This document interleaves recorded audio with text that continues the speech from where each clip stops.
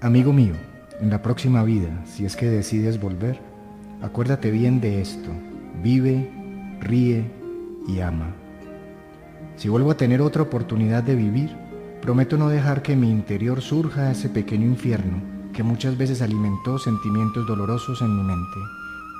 Ahora estoy convencido de que la vida es bella cuando uno la toma como una bendición y no como un castigo. Si esto lo hubiera aprendido antes, estoy seguro que todavía estaría vivo, de que el éxito me hubiera tocado de cerca. La vida invita a viajar vertiginosamente entre los afectos, entre la gente que se te acerca y la que se te va. Uno busca sobrevivir y no sabe vivir. Uno busca que todo el tiempo te acepten, te quieran. Buscamos constantemente el amor, y el amor es la vida. Y si amas la vida, ella también te ama. ¿Por qué es tan difícil aprender si es más simple de lo que uno piensa? Buscamos excusas todo el tiempo para limitarnos y buscarnos culpables, porque todo nuestro ego no nos deja ver hasta dónde somos los verdaderos culpables nosotros. ¿Viste cómo aprendí la lección y lo convencido que estoy de lo que digo? Si alguien me hubiese dicho que yo tenía que morirme para aprender a vivir, lo habría mirado pensando que estaba loco. Aunque, pensándolo bien, todo es loco. Si estar loco es liberarse de las ataduras, decir lo que uno piensa, hacer lo que uno siente, dejar lo que nos hace mal, irse a la aventura, bienvenida a esta locura de vivir donde sea, en el cielo o en la tierra. Lo importante es la libertad de buscar la felicidad. Francesco, una vida entre el cielo y la tierra, de Johanna García. Bienvenidos a otra entrega de Es probable que hoy muera, un programa con un propósito simple, y es sacar a la muerte del cajón para abrazarnos a la vida. El número 13 es un número mágico, por lo cual hoy hay una persona mágica con nosotros. Hola, Ana Lucía Costa Bedoya. Hola Jorge, bienvenida esta noche. Es una noche de encuentros, es una noche de enlazar, es una noche de intercambios. Me place muchísimo este espacio, está llegando al corazón de muchos seres. Muchas gracias por estar acá. ¿Quién es Ana Lucía Costa?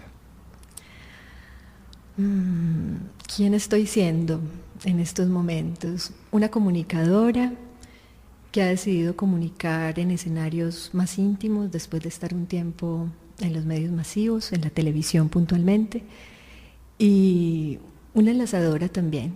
Siento que mi labor parte de conectar seres, conectar mundos y conectarme a mí misma desde el corazón en este oficio de acompañar desde la palabra y desde el tacto, pues soy terapeuta Reiki. Y en todo este proceso de enlazar, Ana, la muerte y la vida, ¿dónde tienen el punto de enlace en ti? En mi muerte y vida se encuentran de manera especial en el 2012, cuando cerrando un ciclo de trabajo en televisión dedicada a la comunicación para la salud y la sexualidad, me encuentro con el tema del parto humanizado. Tengo la oportunidad de viajar a Ecuador y en la clínica La Primavera, conociendo a seres muy, muy amorosos, entregados a la práctica médica para asistir nacimientos desde el corazón, con la sana y justa intervención médica, permitiéndole a las mujeres y a sus parejas la posibilidad de presenciar la vida y su emergencia, su afloramiento. Me di cuenta del valor que tiene asistir desde el silencio, desde la sana participación en esos momentos iniciáticos de la vida. Y sucede que a partir de ese instante, en mi trabajo terapéutico, son alrededor de 15 años de haber aprendido el Reiki, que es una técnica que conecta a través de las manos esa energía universal que está al alcance de todos y que podemos sintonizar. Llegan personas en procesos de duelos muy profundos, por muertes antiguas de seres amados, por ciclos de cambio a nivel corporal, anímico, laboral, afectivo, y empiezan a notar cómo las medidas, las prácticas en torno al nacimiento terminaban siendo tremendamente elocuentes también para ocuparnos de los duelos y de las muertes. Cuando uno nace está en un parto y cuando se muere está en un partir, es Es la misma esencia, solo que el alma tiene otros momentos. Doña Eugenia es una señora que, estando una vez en consulta, tiene un momento de los que llama la gente una epifanía, y empieza a sentir que su cuerpo está muy apretado, muy apretado. Ella está pasando por una enfermedad mal llamada terminal, todos somos terminales. Y empieza a sentir que su cuerpo está muy apretado, que su alma no cabe en ese cuerpo. Así que siente que algo la empuja. Atraviesa un túnel en donde ella siente dolor de atravesar ese túnel. Y de un momento a otro todo es luminoso, todo es luz y el espacio es supremamente amplio. Y se siente muy feliz. Cuando termina ese momento, que yo pensé que me estaba diciendo como si estuviera vislumbrando su muerte, me dice: doctor, me acordé de mi parto. Y resulta que es lo mismo, el alma al momento de nacer atraviesa un túnel en donde todo presiona, pero siempre hay un lugar luminoso y espacioso, tanto para nacer como para morir. Así que me conecta, me enlaza con lo que tú haces. Gracias, Eugenia, por volver al recuerdo. ¿Qué es un parto humanizado, Ana? El padre, digamos, de esto que llamamos parto humanizado, digamos un padre muy madre, un médico obstetra, Michel Odant, que se dedica a explorar el tema, decía a veces que se cuestionaba si la palabra era humanizado, porque es justamente en la conexión con lo instintivo, lo animal en nosotros, en ese mamífero, a propósito de las madres en este fin de semana, en ese percibir, ser cuerpo, que se da ese alumbramiento. No es desde la verticalidad de la razón que pretende controlar un proceso. Entonces, somos mamíferos, y cuando el hombre y la mujer se silencian para palpitar, para sentir, para sudar, para propiciar la activación de esas hormonas del amor, de esa oxitocina, hay una cálida confrontación, porque hay una crisis, hay un dolor. No se trata de idealizar el parto. Precisamente cuando el parto se idealizó como una experiencia sin dolor, indolora, llegamos a unas asepsias que lo que hicieron fue bloquear la experiencia natural, incluso animal, del momento, en donde la madre y la mujer, así fuese una primeriza, por el hecho de ser hija de otra madre mamífera, podría perfectamente recordar su cuerpo, recordar qué es parir. Entonces el parto humanizado o respetado, como también se le entiende, es una forma de acompañar la vida entendiendo lo que está muriendo en esa mujer, en ese momento. Morir al control, morir a la mente, porque hay un momento de estado alterado de conciencia en donde abiertamente la madre está en un trance, requiere una luz cálida, no tan de quirófano, un ambiente cálido también, una presencia acompañante, ojalá una familia gestante, un compañero allí, atravesando esos umbrales. Entonces, quien pare, la madre, al parir, se está pariendo en un estado distinto de conciencia. Por lo tanto, creo que hay un emparentamiento especial, único, misterioso entre ambos momentos. La vida como la muerte es un misterio. Considero que no existen los partos ideales, que quien llega por cesárea al mundo llega como en algún momento tiene que llegar, es más, si es necesaria, bendita sea la cesárea. Y de alguna manera las muertes tampoco son muertes ideales, es decir, buscar la muerte feliz como la vida feliz nos puede enfrascar en unas neurosis, porque todas van a doler un poco en esos momentos alquímicos de crisis, de transformación. Y lo que viene de ese dolor compensa, vitaliza, te muestra y te revela algo en esa transformación. Me hiciste pensar y sentir a las personas que he acompañado a morir. Hay que perder el control, hay que asumir el dolor como parte del proceso y hay que creer en otros mundos posibles. Por eso dicen que solo hay 2 experiencias en la vida que jamás se van a repetir: nacer y morir. En el camino podemos hacer todo, equivocarnos, ser felices. Pero en ese proceso del parto humanizado, ya llevándolo a mi extremo, estamos a tu extremo, la llegada a la vida material, pero después de un proceso supremamente bello, antes de, y la salida del mundo material para el retorno a casa. ¿Qué hay en el medio, Ana, antes y después de nacer y morir? Muchas muertes, muchas vidas hay en el medio, ninguna como esas. Es decir, estoy totalmente en sintonía con esto de, es la gran muerte, la gran llegada a la vida, es un momento que de hecho marca, te prepara. Ese buen nacer te puede dejar un montón de memorias corporales, perinatales, que te indican y te invitan a prepararte para tu partida. Por eso quienes se ocupan del nacimiento también se están ocupando, cuando se ocupan amorosamente de él, de dejar unas semillas, unas memorias epigenéticas, como lo queramos decir, neuroemocionales, para ese momento en donde el ser dice, he terminado mi ciclo aquí. En medio hay duelos, cambios, bienvenidas, despedidas. En medio hay, se diría que la muerte física es un poco el colofón. Podríamos darle todo el protagonismo y prepararnos para ella, o podríamos entender que cuando vivimos conscientemente nuestras pequeñas muertes en vida, la muerte física es un regalo. En el medio, en este momento, tenemos una pausa y volvemos a esas pequeñas muertes. Gracias a Ana y gracias a todas las madres hoy en su día. Un abrazo, permiso.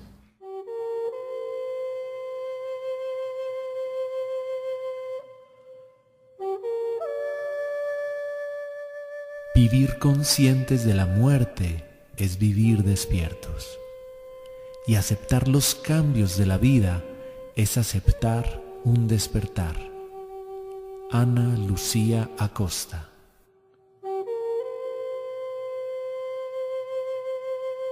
Bienvenidos de nuevo a Es probable que hoy muera. Hoy por primera vez me toca entrevistar a una persona que me entrevistó varias veces y me siento honrado porque ni ella es la misma ni yo soy el mismo y hoy nos une vida y muerte. Estamos hablando, Ana, de pequeñas muertes. En el programa pasado con Gustavo Vega, él decía que trabajaba sobre esas pequeñas muertes, pero mirándolo desde tu punto de vista, aprendo de cada persona, habría que pensar en pequeños nacimientos también. ¿Cómo enfrentamos esas pequeñas muertes y esos pequeños nacimientos que nos unen al gran nacimiento y a la gran muerte? ¿Qué piensas tú? Creo que implica abrazar la incertidumbre. Hay un umbral en donde todo está muy oscuro, en esos pequeños nacimientos de la vida que suceden a esas muertes. Hay un momento en donde nos podemos estar preguntando si eso que estamos dejando, soltando, despidiendo, va a dar lugar a un vacío que sí va a poder ser un vacío creativo, va a ser cuenco, útero para algo más. Y hay un momento en donde podemos experimentar en esa transición, incertidumbre, duelo, una suerte de esterilidad. La pregunta por, ¿y esto sí se volverá tierra fértil para algo?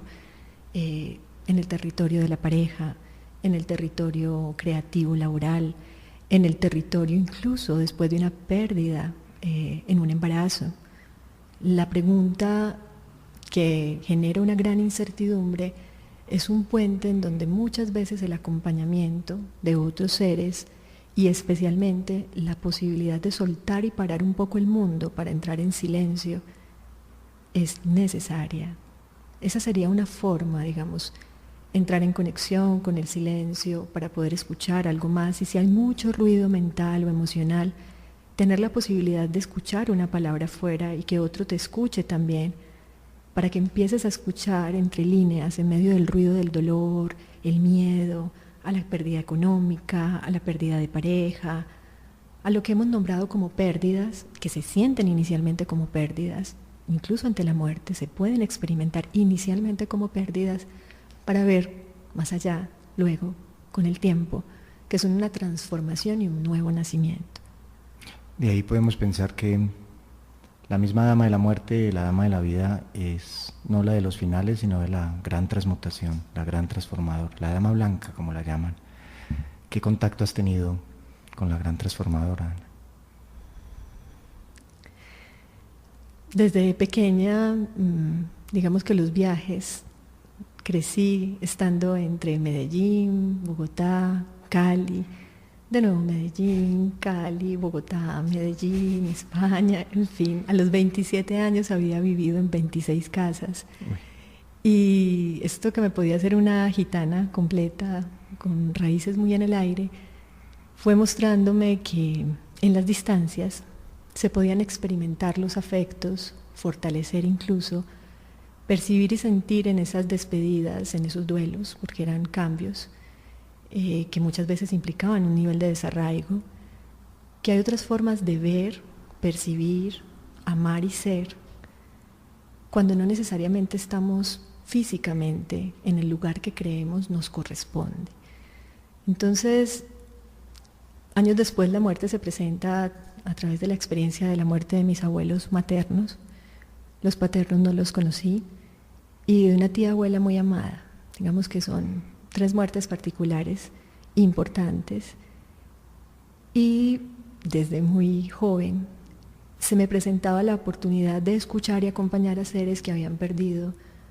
Inicialmente se siente como pérdida a sus seres amados. Una de ellas, una compañera del colegio en Cali, muy impactante para mí. Teníamos ambas 9 años, su padre médico, y recuerdo que entramos a vacaciones y al regreso me cuenta que en un accidente, digamos, de tráfico vehicular por una vía cercana al Cauca, el carro en el que iba su papá y su mamá, después de hacer un trabajo de salud, de acompañamiento, brigada, algo así, se había ido al río, y que el papá había sacado a la madre y a otras personas que iban en el carro, pero que él no había podido salir.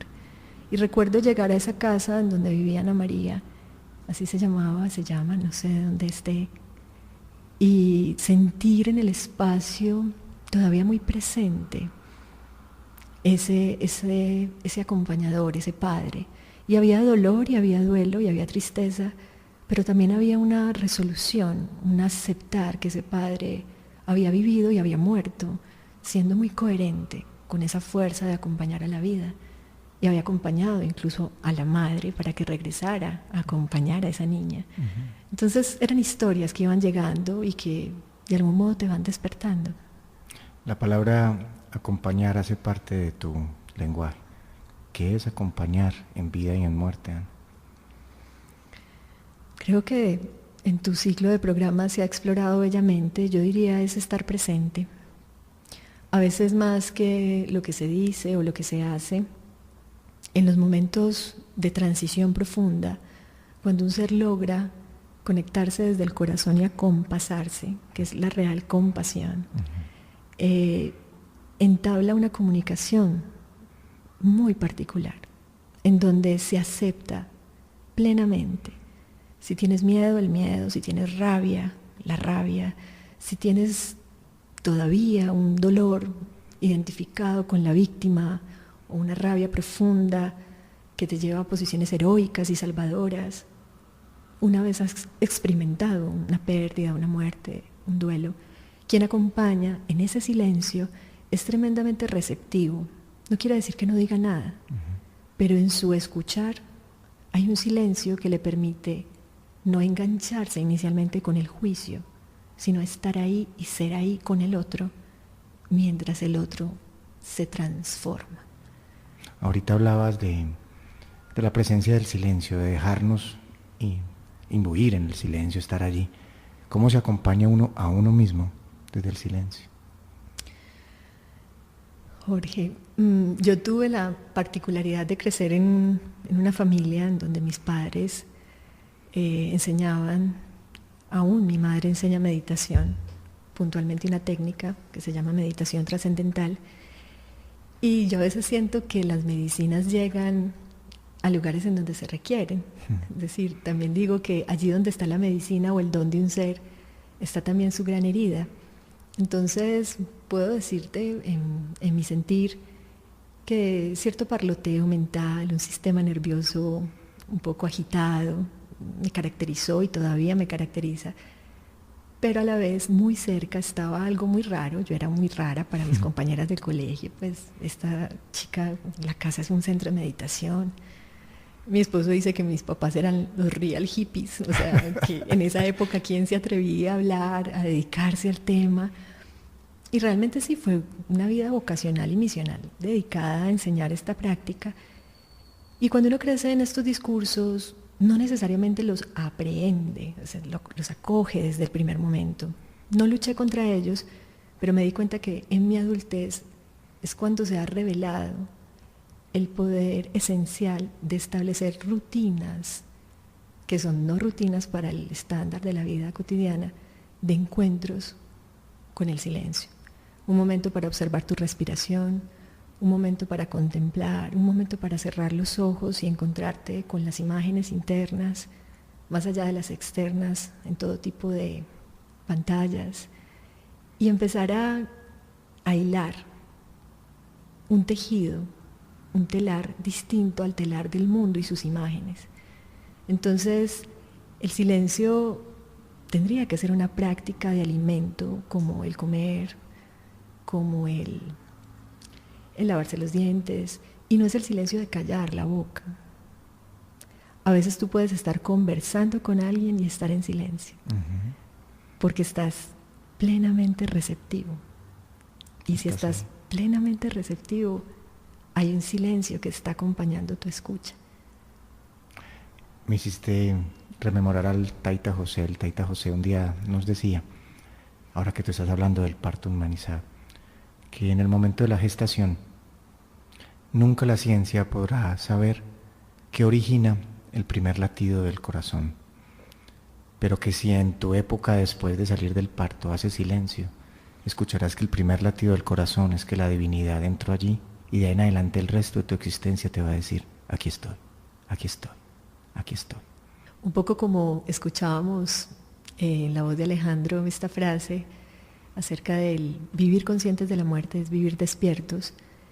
Esto es distinto a vivir en vilo, vivir insomnes, temiendo la hora o preparándonos muy muy bien, estar muy limpiecitos, muy aseados, en una asepsia casi quirúrgica, porque es que yo me voy a preparar para morir y va a ser muy bien y yo me voy a soltar y me voy a despedir y mejor preparemos desde ya el ritual. Esto puede ser un ejercicio interesante inicialmente para la personalidad, poner el tema, hablar de él, pero de alguna forma, cuando somos conscientes de la muerte, también somos conscientes del carácter impredecible y misterioso de ella. Ojalá cuando hablemos de ella, en este tono femenino, en este fin de semanas en donde se activan tantas memorias, ideas sobre lo que significa ser madre, nutrir, acompañar, acoger, los vacíos y los duelos por las partidas, los viajes, las muertes de muchas madres, entendamos que misteriosa es y siempre es justa en tanto se presenta de forma precisa, preciosa, para el aprendizaje, la transformación, la liberación de una experiencia que muchas veces para la razón es ilegible, es imposible de entender de entrada.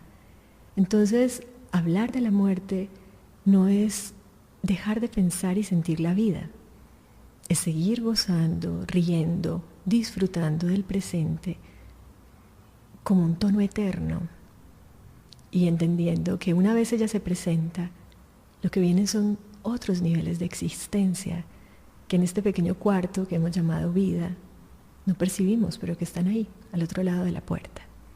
Cuando muchas veces me han invitado que para ayudarle a las personas a prepararse para la muerte, la gran sorpresa que nos encontramos es precisamente que cómo te vas a preparar para algo que solo sabe tu día, tu hora, y que lo que hiciste en tu vida será tu preparación.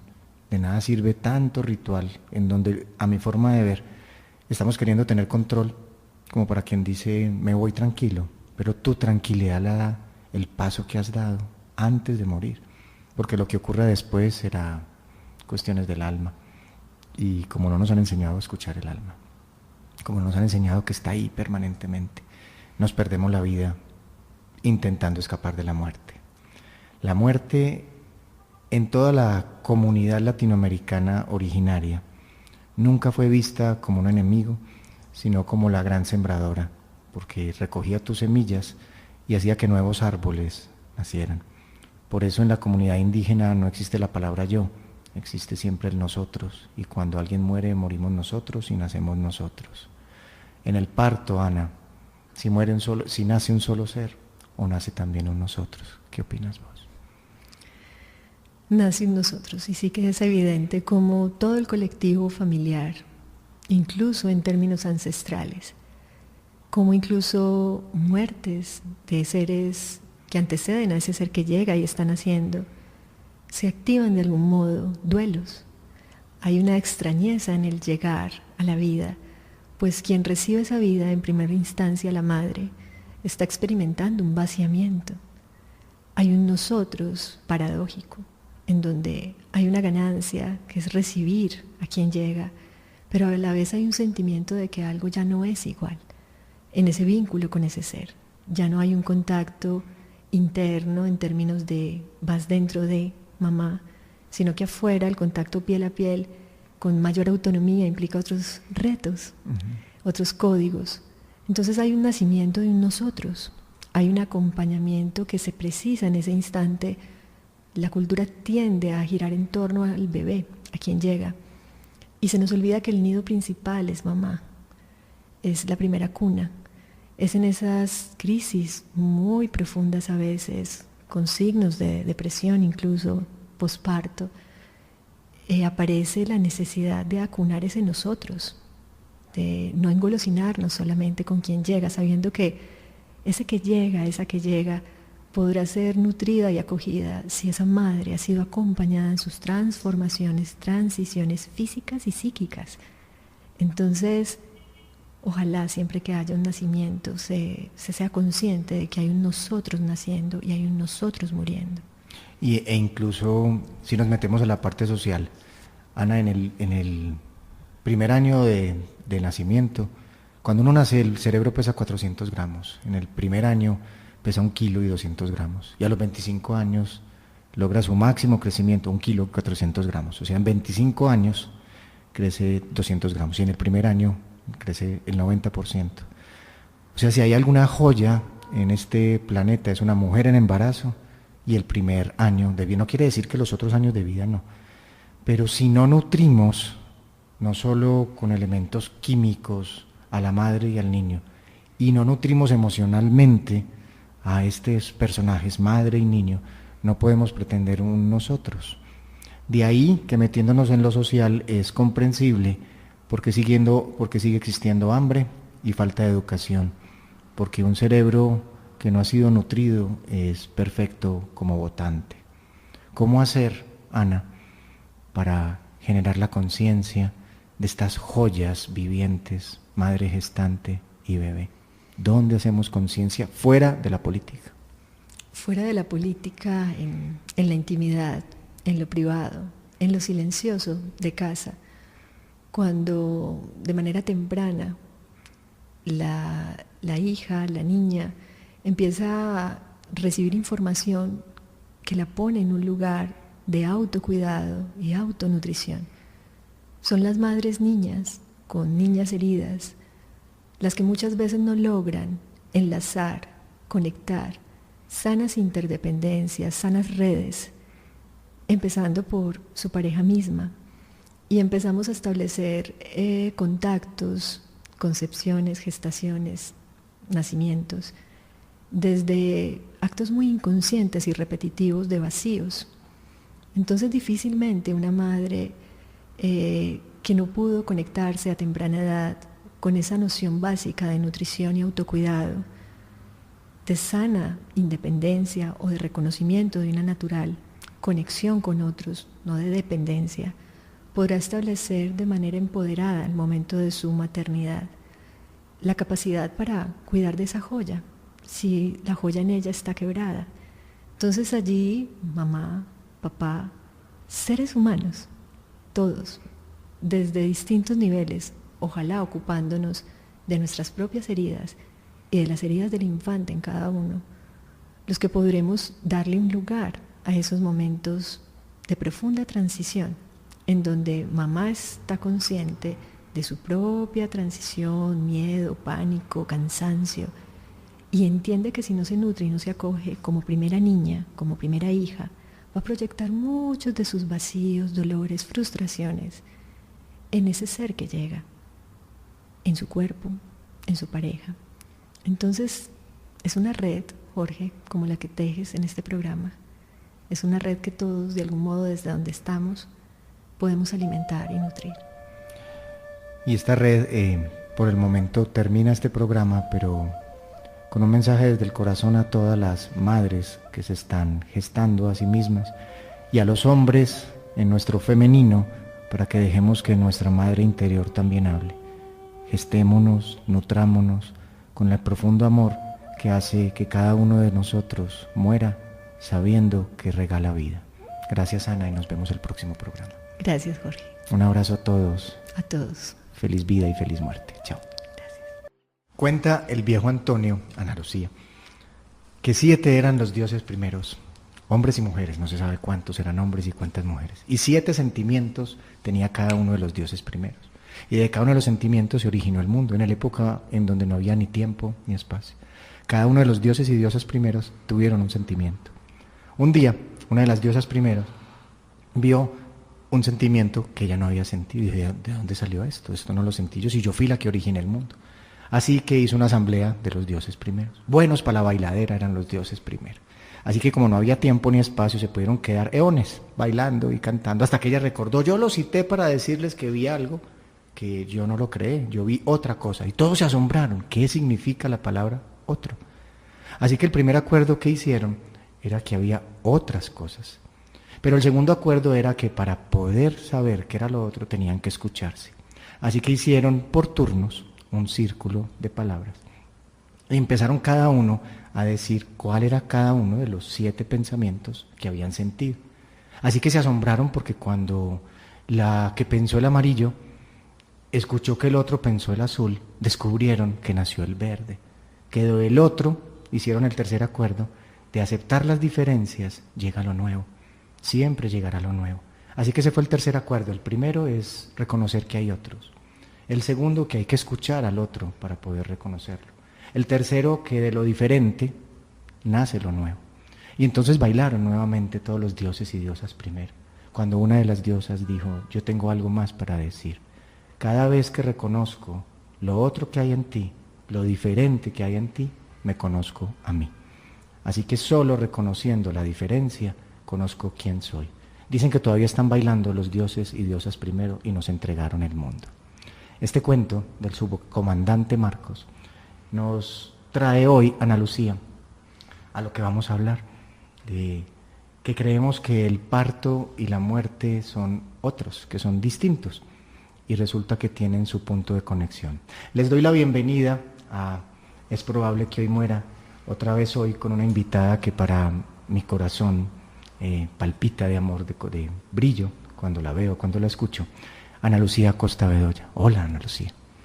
Jorge, muchas gracias, un saludo para ti. Qué alegría estar aquí, y para todos los que nos escuchan y nos sienten y que vienen acompañándote y sintiendo lo que has logrado tejer en este espacio. Ana Lucía nos contó en el programa anterior cómo su labor de doula, de acompañante del parto humanizado, le ha permitido hacer presencias de vida y de muertes. A mí me ha correspondido hacer, ¿cómo se llamará, Ana? Doula de la muerte, Moura, ¿cómo será el asunto? Entre partero, Moira, Dula, los hay. Dula, yo estoy diciendo doula. Está bien, se escribe así, está bien, se escribe así. Bueno. De eso se trata, tú también, perfectamente, y de hecho hay hombres que acompañan el buen nacer. Muy bien, entonces hoy vamos a hacer un juego, Ana. Vamos a hablar de las características del parto humanizado y la vamos a enlazar, no a comparar, a enlazar con el otro parto humanizado. Que como tú decías ahorita, la palabra humanizado suena como maluquita. Un poco sospechosa, respetado, podríamos decir, en asistencia del corazón. Digámosle también honrado, un parto honrado. Muy bien. Háblanos, Ana, ¿qué es un parto honrado? Un parto honrado es en donde se reconoce ese ser que siente una transformación, que es la madre, en donde sus niveles de percepción cambian, se avivan, se alteran, en donde los umbrales entre lo consciente y lo inconsciente, la mente y el cuerpo empiezan a ser muy difusos, y en el parto puntualmente se revelan muchos de esos abismos ocultos, misterios que han estado ahí palpitando silenciosos en el cuerpo de la madre durante la gestación y que afloran, emergen en ese momento en donde el cuerpo se abre para dar nacimiento a otro ser. El parto respetado, por lo tanto, honrado, humanizado, como también se le nombra, es un parto en donde se acompaña el cambio, mas no se interviene o se interfiere. Michel Audin decía, muchas veces cuando en temas de parto los médicos, a veces con la mejor intención, meten la mano, a veces meten la pata. Entonces es necesario empezar a conectar cada vez más con los procesos intuitivos, instintivos, favorecer unos niveles de confianza básicos previos al momento del parto. Un parto no va a ser fluido si esa mujer, incluso desde su propia infancia, desde su propio nacimiento, no tuvo unas coordenadas básicas, unas semillas básicas de fluidez, de aceptación, de acogida por parte de su propia madre, por parte del padre. Entonces es una serie de eventos en resonancia muy mágica, muy reverberante, en donde conviene a veces hacer silencio para escuchar. En la llamada muerte digna, que realmente es vida digna hasta el final del cuerpo físico, ocurre también mucho, en psicología lo llaman el repliegue sobre sí mismo. La persona hace un proceso obligatorio, porque no necesariamente lo busca, en donde el silencio lo llena y aparecen esas otras dimensiones también, en donde si uno se hace al frente, la persona se siente traspasado por su mirada, en donde siente la presencia. La muerte es tan bella que hace que sus ángeles se presenten como seres queridos que vinieron antes para uno generar confianza. Aparece la presencia de otros mundos posibles, aparece lo que el médico que mete la mano y mete la pata puede decir que es una alucinación, pero realmente aparece, no en todos los casos, pero si nos hemos atrevido a escuchar el silencio, a tener un proceso místico a la hora de morir. Así que vamos como enlazando. Si en el momento del parto hay otro estado de conciencia, en el momento del partir hay también otro estado de conciencia. Pero la pregunta sería, Ana, ¿por qué solo vivirlos en el momento del parto y en el momento del partir? En el medio hay una existencia que te permite otros estados de conciencia. ¿Qué nos impidió vivirlos en el medio, Ana? Nos impide, o digamos lo que favorece, para plantear más bien opciones y alternativas, nos favorece vivir partos conscientes, partidas conscientes, despedidas y bienvenidas conscientes, el entrar en contacto con el cuerpo. Jorge, mi labor puntualmente hoy, más directamente, día a día, es acompañar al cuerpo en sus transformaciones a través de lo que emocional, psíquicamente vive una persona y que muchas veces se pone en escena a través del cuerpo. El Reiki es una técnica que conecta de alguna manera mágica, diría yo, pero también biológica, electromagnética, física, un gran radar que es el corazón, que es un polo magnético, y las manos conectando ese polo magnético favorecen que esta antena, que es el cuerpo, sirva de canal, de vía, de vehículo, para que una mayor energía que está nutriéndolo todo conecte y sintonice ese cuerpo en sus procesos de cambio y transformación. ¿Por qué hablo del cuerpo? Si fuéramos más conscientes día a día de lo que encarna, muchas veces incorpora una postura, un dolor en una cervical, una sensación, una gastritis, una articulación inflamada, en consonancia con mi hacer, mi sentir, mi cambiar, podríamos empezar a experimentar pequeños movimientos de transformación en el cuerpo que acrecentarían la conciencia a través de los sueños, en las experiencias en donde de repente afloran imágenes, muchas veces escabrosas, otras veces asombrosas. Estamos viviendo estados distintos de conciencia al dormir. Estamos viviendo estados distintos de conciencia cuando tenemos una migraña que inmediatamente queremos silenciar, porque no, esto no me deja trabajar. Y cuando en ciertos momentos de dolor, de placer, el placer sexual, el encuentro sexual como un momento de conexión, en donde el cuerpo revela emociones, sentires, incluso la fuerza del alma, el espíritu, en conexión con muchas otras dimensiones, podríamos experimentar esos niveles acrecentados de conciencia, esas mutaciones y transformaciones en el paladear y degustar el alimento, en el respirar, en el ser más cuerpo. También somos más alma, porque entendemos que ese cuerpo es un mensajero, y ese mensajero está acompañando todos nuestros partos, partidas, despedidas, bienvenidas, cambios. La entrada en un ciclo como la menstruación primera, la menopausia, la entrada en la experiencia inicial de la sexualidad, la entrada en la conexión con la posibilidad de ejercer una labor por primera vez. Las grandes graduaciones tienen tono de muerte, porque algo está cambiando y el cuerpo casi siempre anuncia, presenta, manifiesta, viene un cambio, o después del cambio. Algunos viven más el post-parto, otros más el pre-parto. Entonces, todo el tiempo en conexión con el cuerpo, que es mutante, cambiante, estamos asistiendo a esos partos entre el gran parto y la gran partida. En la física dicen que lo único estable en este universo es que todo es cambiante, que todo es mutante. En un mundo en que nos enseñan a que la vida va siempre hacia adelante y hacia arriba, donde nos educan de la cintura para arriba y hacia el lado izquierdo del cerebro. Esta es una invitación con lo que acabo de escuchar a Ana, a que pensemos con todo el cuerpo. Cada órgano del cuerpo hace parte de la mente no es el cerebro.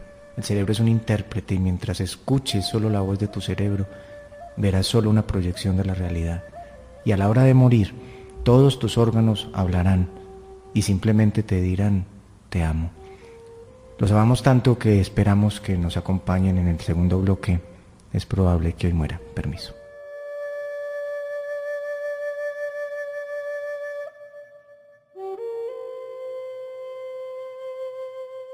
Aquello que yo soy, en mi esencia, no puede ser modificado por lo que otros seres piensen o digan de mí, por lo que haya hecho o dejado de hacer en mi pasado, por lo que yo piense o diga de mí misma desde el miedo, pues yo soy la luz que soy eternamente.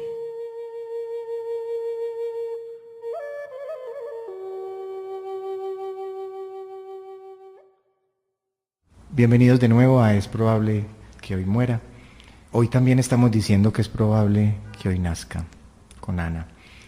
Ana, ahorita cuando nos decías características del parto respetado, honrado no solo por honesto, sino por la honra que le debemos hacer a la vida. Hablabas también de la aceptación a nivel del grupo familiar, porque es que el parto, aunque la madre gestante pues está poniendo su cuerpo, también el entorno tiene que ver. ¿Qué es aceptar, Ana?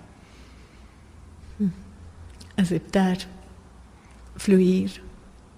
La horizontalidad de la tierra nos recuerda un poco lo que significa aceptar.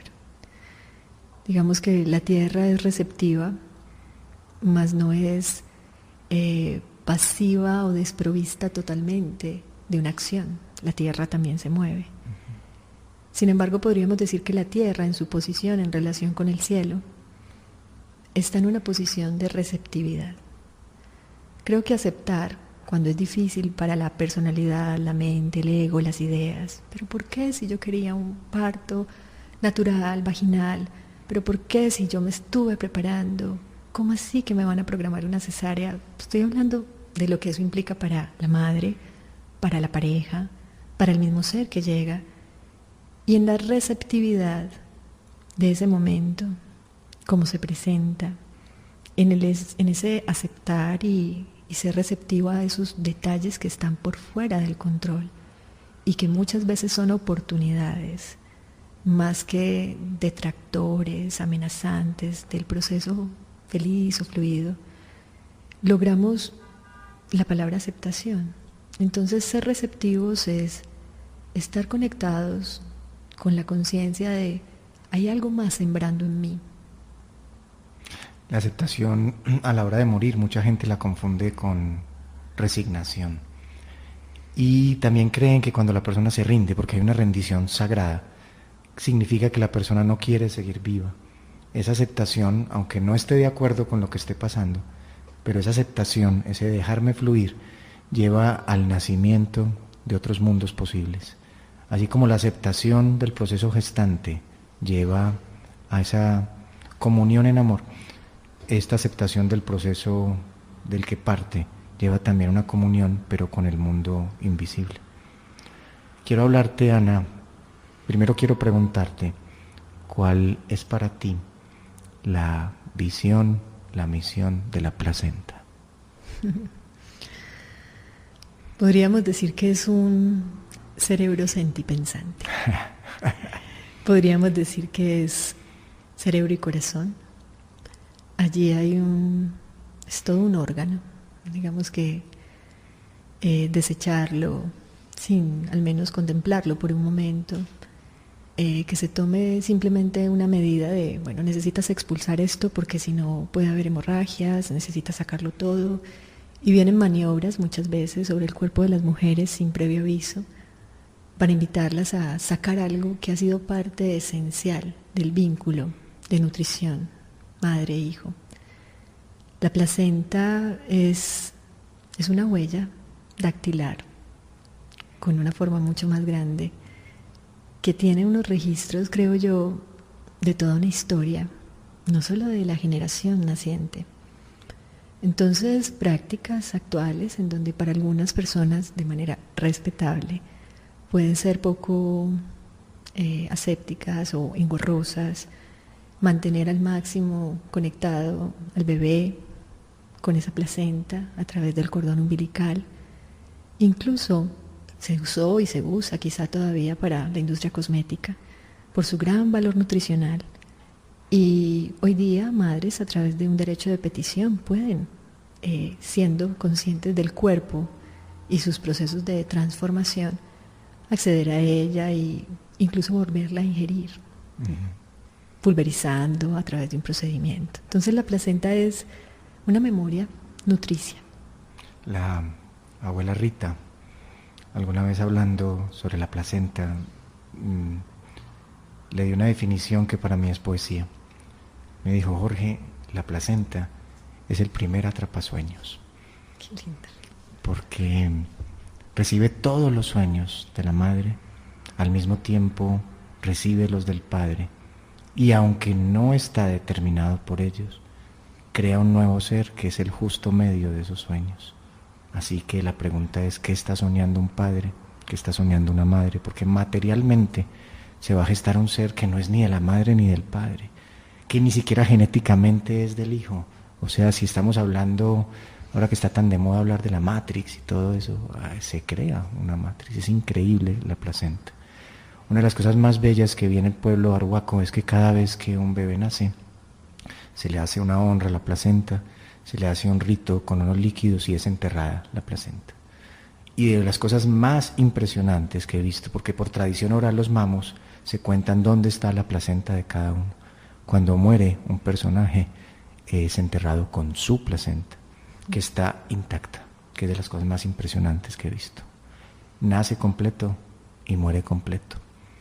Esa placenta a la hora de morir es la conexión de nuestro corazón con otro mundo posible. Uno ve que la gente empieza a tener una transmutación, un cambio, en donde el corazón, como atrapasueños, agarra, atrapa todo aquello que viviste y dejaste de vivir.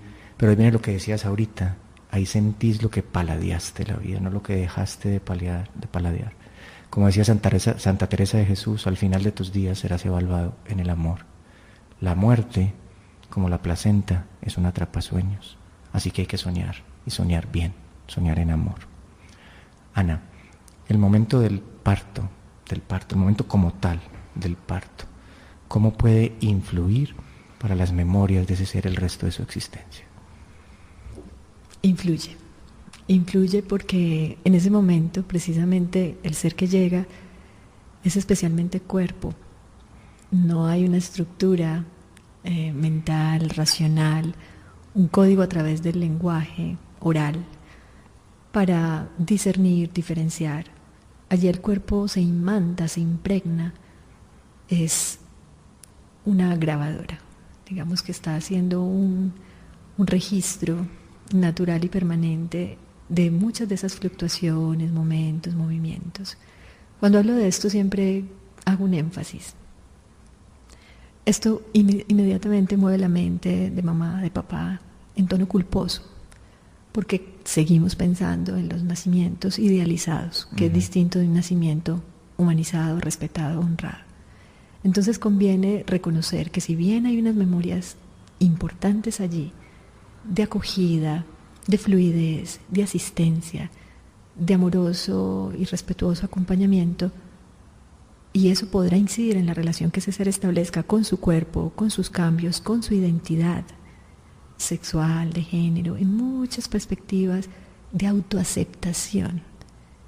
Es cierto que somos perfectamente maleables por la vida misma y hay una gran neuroplasticidad, reinvención. Todos de alguna manera podemos decodificar momentos de crisis, de dolor, en donde quedaron improntas de abandono, de miedo, de riesgo. Entonces, no nos afanemos en encontrar las causas de un malestar presente para decir, claro, es que como yo nací así o asá, procuremos nacer hoy para vivir y dejar morir aquello que palpita en dolor con respecto al nacimiento, al parto mismo, a nuestro parto. Cuando dices que toda esta impronta que viene de padre, de madre, de la cultura y de la que lo rodea, hace que se deja huella en ese ser. Cuando uno muere, Ana, me parece lindo lo que está pasando, porque mira, tú dices, esta comunidad que le da la bienvenida desde sus sueños y toda la importancia de soñar, de pensar bien, de estar ahí. Pero cuando uno muere, entonces esa impronta, como un Big Bang, grandes semillas, van a volverse parte de todos aquellos que alguna vez te dieron la bienvenida. O sea que le retornamos a los demás las improntas, pero también con lo que hemos escrito en ellas, porque decías claramente, estoy de acuerdo contigo, lo más fácil sería echarle la culpa al parto, echarle la culpa a los ancestros, pero nosotros somos pues fruto de los que fueron y semillas de los que serán. Así que en esta constante de parto y muerte, la mitad se llama comprensión, conciencia, amor. Volvemos de nuevo con Es probable que hoy muera, en este programa también en donde es probable que nazcamos también. Ya Ana nos ha dicho que ya está completa, ya tiene cuello borrado y dilatación en 10, ya está listo este parto para salir. Ana, hay un parto olvidado, hay un duelo silencioso, supremamente doloroso, y es el duelo perinatal. Aquellas mujeres que muere su niño en los primeros días o durante el embarazo. Y es el duelo más silencioso porque es el duelo de un único doliente, porque fue la única persona que lo sintió con vida, ¿cierto? ¿Cómo desde tu saber, desde tu hacer, desde el Reiki, desde esta presencia que nos llena, que nos acompaña, se puede llevar a volver a tener esperanza de vida después de este silencio? Especialmente, y qué pena antes de que digas, en un mundo que le niega a la mujer tanto derecho. Jorge, mi acompañamiento puntualmente como dula o acompañante de parto, yo diría es más un acompañamiento desde el Reiki y en esta asistencia puntual en los procesos de gestación, preparto y posparto. He tenido la oportunidad de acompañar a mujeres que han experimentado pérdidas continuas incluso, y hay un anhelo de ser canales de esa vida, de maternar, de gestar, de parir, de ser madres. Yo diría que es muy importante hablar de un lado oculto de la madre, y es que la madre asiste tanto en la vida como en la muerte. La madre vida se presenta de muchas maneras, como la vida se presenta de muchas maneras.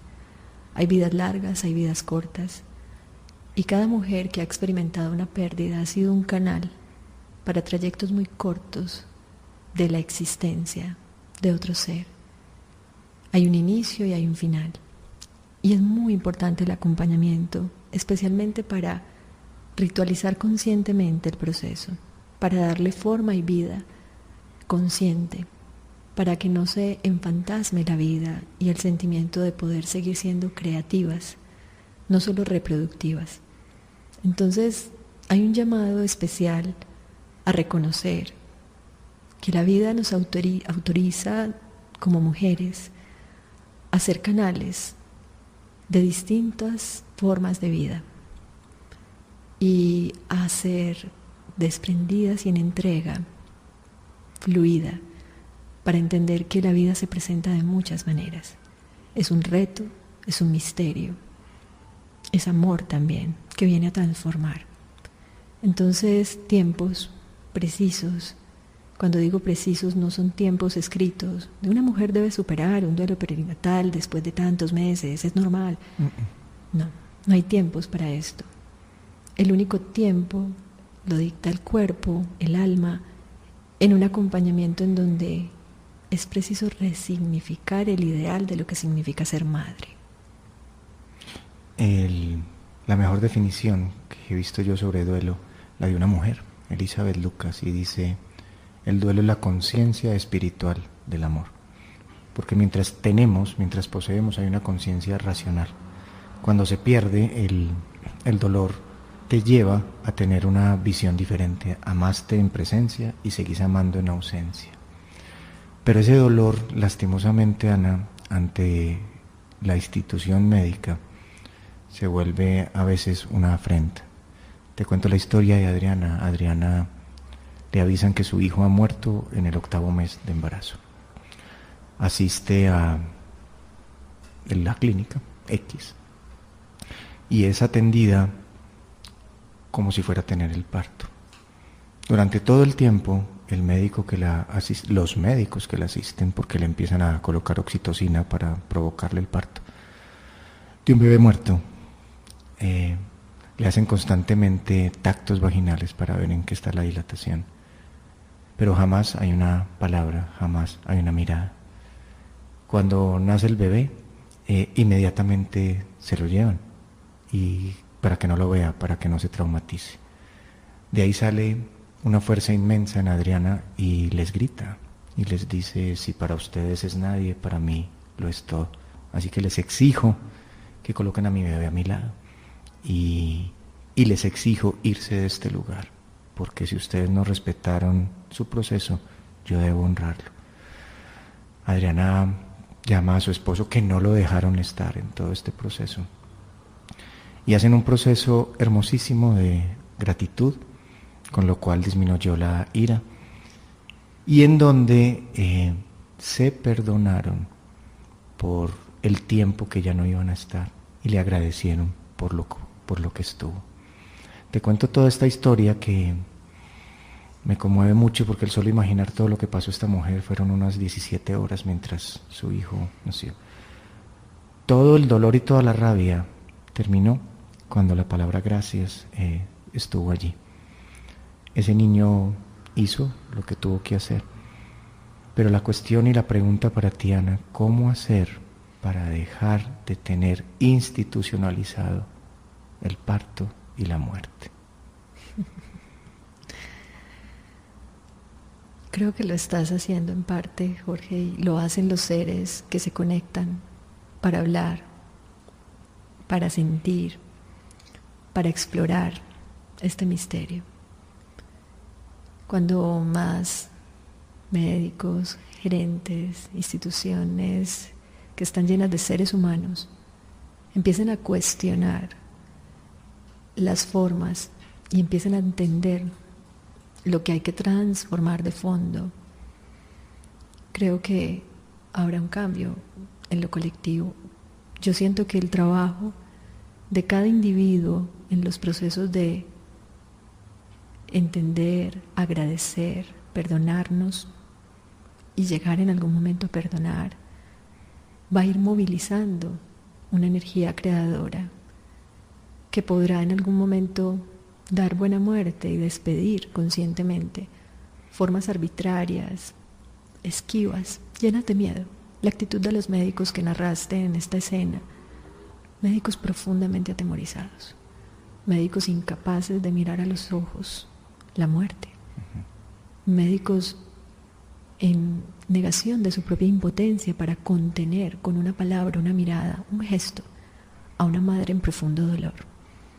Entonces el pánico nos habita, nos paraliza y de manera especial el pánico estandariza los procesos, porque cuando tenemos pánico queremos que todo pase rápido, que todo obedezca a los estándares acelerados de productividad y eficiencia, diría yo más eficacia. Entonces el miedo se está transformando cuando hablamos, cuando lloramos y cuando no nos enfrascamos en batallas en donde perfectamente podemos victimizarnos permanentemente. Ya está pasando, lentamente, rápidamente, no lo sé, pero está pasando algo y creo que es probable que hoy muera también está haciendo su trabajo. Gracias.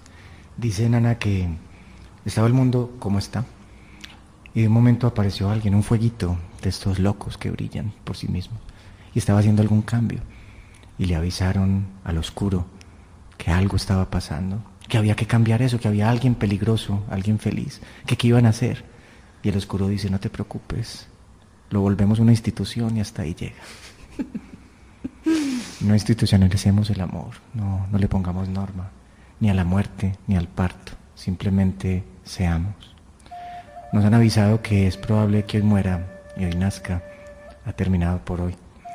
Ana, mi corazón no solo está agradecido hoy, sino por muchos momentos en la vida en que has estado presente y sin darte cuenta, con tu presencia, con tu voz, has logrado que algo ocurra en mí.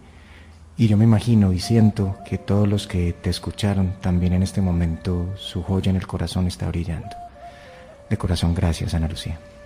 De corazón, gracias infinitas por este espacio y este presente. Gracias. Un abrazo a todos y si es probable que hoy muramos, que sea en la libertad del amor. Chao, un permiso.